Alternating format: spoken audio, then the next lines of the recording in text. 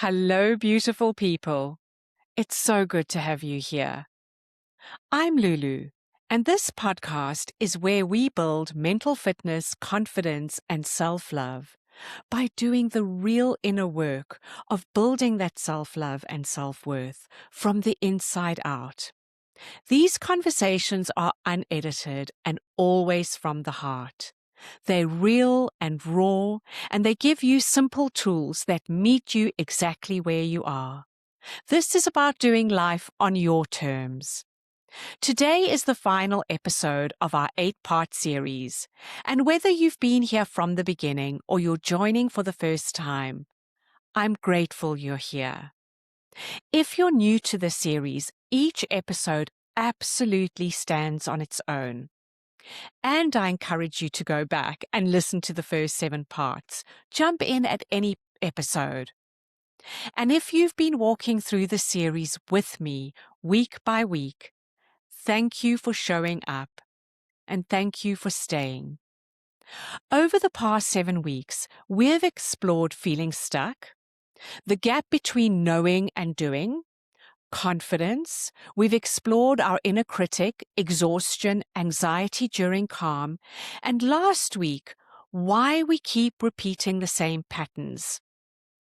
Every one of those episodes was peeling back a different layer, and underneath all of them, there is one thing holding everything together, one thing that every single topic in this series has been quietly, powerfully pointing to, and that is self-trust. Today we're going to sit with the question that everything has been building toward. What does it actually mean to trust yourself? How do we do this in everyday life, amidst the glorious chaos and messiness of it all? Before we go there, please share this episode with people you care about who are trying to find their way. Share it with people who need to hear that trusting yourself doesn't require certainty. A share takes a few seconds and it can genuinely change how someone sees themselves today. So thank you. I'd like to ask you something. When was the last time you did something with absolutely no guarantee it would work out? I'm not talking about a small thing. I'm talking about something that really mattered to you. Something where you had no proof, no promise, and no safety net, and you did it anyway. I'll tell you my answer. And that's when I started this podcast. I had nothing to go on, no audience, no social media following to speak of, no track record in podcasting, absolutely no guarantee that anyone would listen. I didn't even know if my voice would resonate with people. I didn't even know if I had enough to say. I didn't know if it would lead anywhere. And honestly, I still don't have those guarantees. None of us do. But I pressed record and kept pressing record and keep pressing record week after week. And the reason I was able to do that wasn't because I believed it would definitely succeed. It was because I trusted myself to handle whatever happened. If it worked, I'd handle it, of course. If it didn't, I'd handle that too. And when I was let go from my job because of a restructure, that same trust was tested in a much bigger way. There was no plan B waiting for me. There was no roadmap. It was so unexpected. And I didn't get a 3-month notice period. There was just me and the big, wide open unknown. And I won't pretend that it wasn't bloody terrifying, because it was. But somewhere inside me, there was this quiet knowing. Not a main character energy, not a confident declaration, just a quiet knowing, a whisper that I had to lean in to hear. And it said, I don't know how this is going to go, but I will figure it out. I can handle whatever it comes, And I did. Not perfectly, not gracefully every single day, but I handled it. That is self-trust. And here's what I want to be upfront and clear about, so we don't get this confused. Self-trust is not confidence. It's different. We talked about confidence in part 3 of this series. Confidence is built through evidence. It's built through taking action and surviving it. Confidence says, I can do this because I've already done parts of it before. Self-trust is way deeper than that. Self-trust does not need evidence. Self-trust says, even if I've never done this before, even if I have no proof that I can handle it, I'm willing to stay with myself. I won't abandon myself. Self-trust is not being certain or sure about how things will turn out. It's actually not knowing if everything will be fine. It's not positive thinking or blind optimism, and it's definitely not the absence of doubt. Doubt and self-trust often coexist.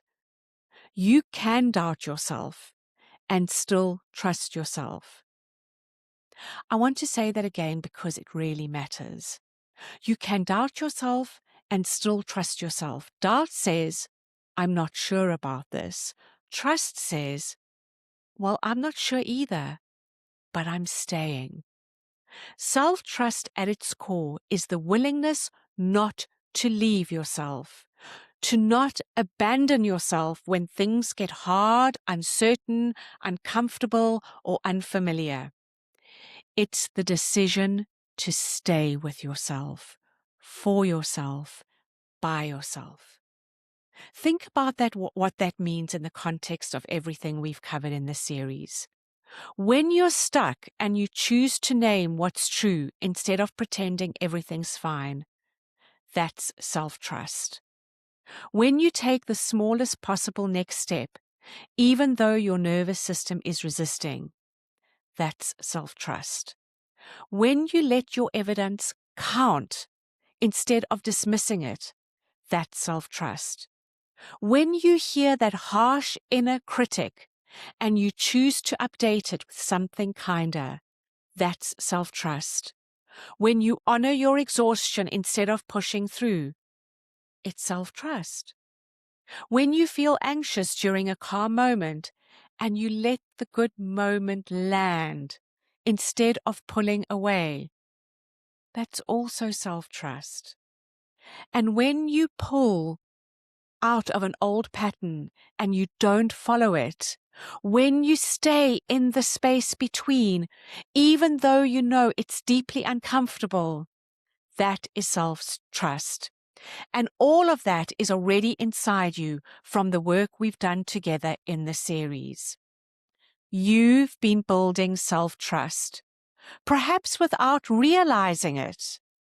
If you've been practicing any of the tools in this series, if you've even just been listening and letting these ideas sit with you, you've been building self-trust, one tiny moment at a time. And here's something I want to offer you today. There is a big difference between discomfort and pain. And understanding this difference is something really important. It's really valuable. Pain is what happens when we ignore our inner guidance. Pain is what happens when we abandon ourselves, when we silence what we know to be true, when we believe those who tell us we are too much or too difficult. When we go back to the old pattern because it's familiar, even though something deep inside us knows it's not where we belong anymore. That's pain. And it's the pain of self-betrayal, of leaving yourself, of abandoning yourself. Discomfort is something entirely different. Discomfort is what happens when we grow. Discomfort is what happens when we choose the unfamiliar, when we start becoming who we really are, instead of who we learned to be. That process of growth is uncomfortable. It's supposed to be that way, not because something is wrong, but because something is new. This growth is uncomfortable. Building new neural pathways that lead to new behaviors is uncomfortable at first. And if you can learn to sit with that discomfort, if you can just stay there without rushing to fix it, if you can stop yourself from running back to what's familiar just because the new space feels strange, if you can do that, something incredible happens.